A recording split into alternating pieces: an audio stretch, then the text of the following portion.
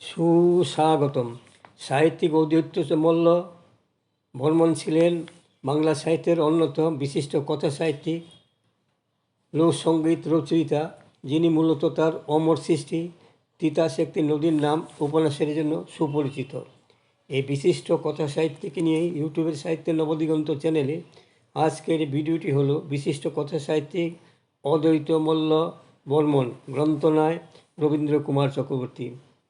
অদ্বৈত মল্ল বর্মণ ছিলেন একজন প্রখ্যাত লোকসঙ্গীত সংগ্রাহক, বাঙালি ঔপন্যাসিক ও সাংবাদিক, যিনি কালজয়ী উপন্যাস তিতাস একটি নদীর নাম এর জন্য চিরস্মরণীয়। তিনি তৎকালীন বাংলাদেশের জেলার ব্রাহ্মণবাড়িয়া শহরের কাছাকাছি গোকর্ণ নামে এক দরিদ্র জেলে পরিবারে 1 জানুয়ারি 1914 সালে জন্মগ্রহণ করেন এবং অত্যন্ত প্রতিকূলতার মধ্যে লেখাপড়া চালিয়ে যান।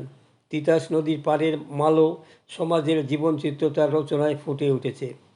তার পিতার নাম অধরচন্দ্র মল্ল বর্মণ। শৈশবে তিনি পিতামাতাকে হারিয়ে চরম দারিদ্র্যের মধ্যে বেড়ে ওঠেন। তিনি তিতাস একটি নদীর নাম উপন্যাসের জন্যই বেশি পরিচিত হলেও যেটির ঋত্বিক ঘটকৃত চলচ্চিত্র রূপায়িত হয়েছিল, সেই জন্য আরও তিনি বিখ্যাত হয়ে ওঠেন। তার ভাণ্ডার পূর্ণ হয়েছিল অন্য উপন্যাস, ছোট গল্প, কবিতা, প্রতিবেদন এবং রচনায়। তার একটি মূল্যবান রচনা হল তিতাস একটি নদীর নাম। 23 থেকে 24 বছর বয়স ক্ষেত্র সমীক্ষা দ্বারা লব্ধ বাংলার গ্রামীণ লোককথার সংগ্রহ, যা আমাদের আজকের আলোচ্য বিষয়। অদ্বৈত সংগৃহীত লোককথাগুলি একেবারে সাধারণ মানুষের দৈনন্দিন জীবনযাপনের কাহিনী। রোজকার জীবনে সুখ দুঃখ, প্রেম কাহিনী বা কখনো কিছু ঐশ্বরিক চিন্তা নিয়ে এই গান, পালা গানগুলি রচিত।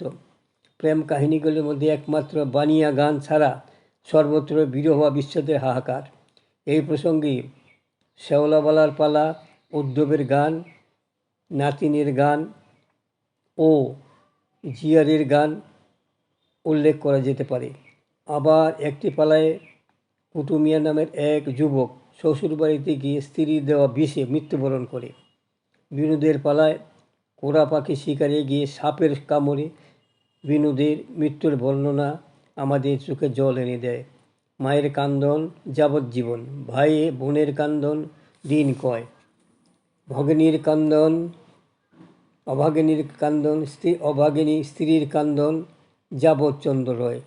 যে প্রেমিক তার প্রিয়াকে ঠকিয়ে চলে গেছে, তার জন্য লেখা হয়েছে এতকাল পালিলাম পাখি দুধ কলা দিয়া, যাবার বেলায় বেঈমান পাখি গেল না বলিয়া। মায়ের বোনের স্নেহের কথা অনেক গানে বলা হয়েছে। পার্বতী ও গৌরী নিজের দারিদ্র্যক্লিষ্ট স্বামীর ঘরের কথা নিজের মাকে জানালেন, কারণ মাই তার সন্তানের আশ্রয়। কিছু গান লেখা হয়েছে ভাই বোনের ভালোবাসাকে কেন্দ্র করে। শ্বশুরবাড়িতে নদীতে জল আনতে গিয়ে বউ তার নিজের দেশের নৌকো দেখে বলে উঠেছেন, লাল বইটা বয়ে যাও কোন সওদাগর, আমার ভাইয়ের কাছে কইও খবর।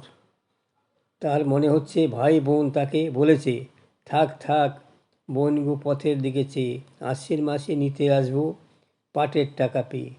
অথবা থাক থাক বোনগু পথের দিকে চেয়ে, মাঘ মাসে নিতে আসবো সরষের টাকা পেয়ে। এই গানগুলি সবই সাধারণ পরিবারকে কেন্দ্র করে, যাদের মেয়েদের ঘরে আনতে ফসল বেচার অর্থের অপেক্ষা করতে হয়। সংগৃহীত লোককথার বেশিরভাগ গানই নারীদের জীবনকে কেন্দ্র করে রচিত। এখানে বধূদের বারোমাস্যা, যেমন মঙ্গল কাব্যে পাই ফুলধরা বারোমাস্যা বর্ণিত হয়েছে। আবার এক বারোমাস্যার জনক পোষিত ভর্তিকা, নারীর সতীত্বের পরীক্ষা নেওয়া হয়েছে। আবার জাতপাতের সমস্যা উঠে এসেছে। এক ব্রাহ্মণ অজান্তে কোনো ভূঁইমালির ঘরে জল পান করেছে বলে বিলাপ করছে। বিভিন্ন অনুষ্ঠানের গানও এই রচনায় সংগৃহীত হয়েছে। যেমন জলসওয়াত, একটি বিয়ের দিন সকালে কন্যার বাড়িতে হয় এই গান।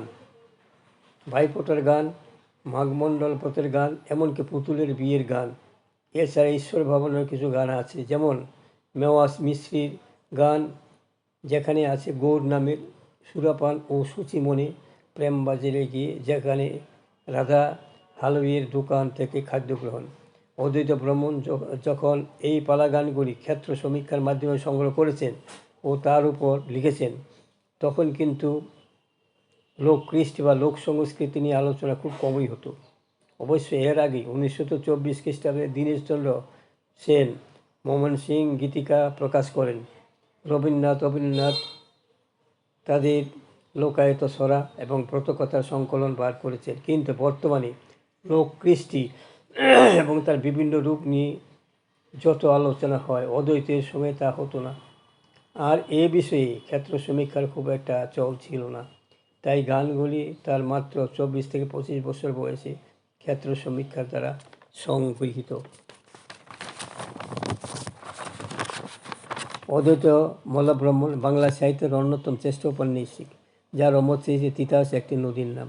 ইয়া ছাড়াও তার অন্য উপন্যাসগুলি হল শতপদ্মা, রাঙ্গামাটি, অনুদিত উপন্যাস, জীবন সংগ্রাম ও গ্রামীণ জীবনে তার রচনার প্রধান উপজীব্য।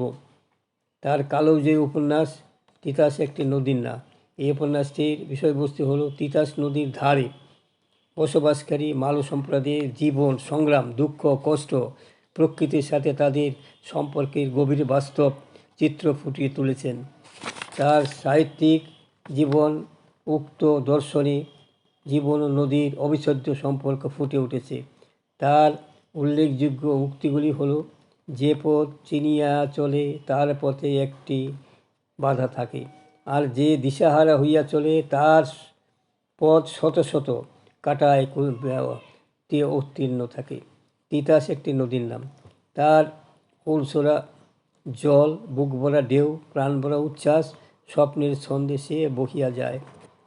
অনেক মরিয়া গিয়েও তারা অনেক বাঁচিয়া থাকে।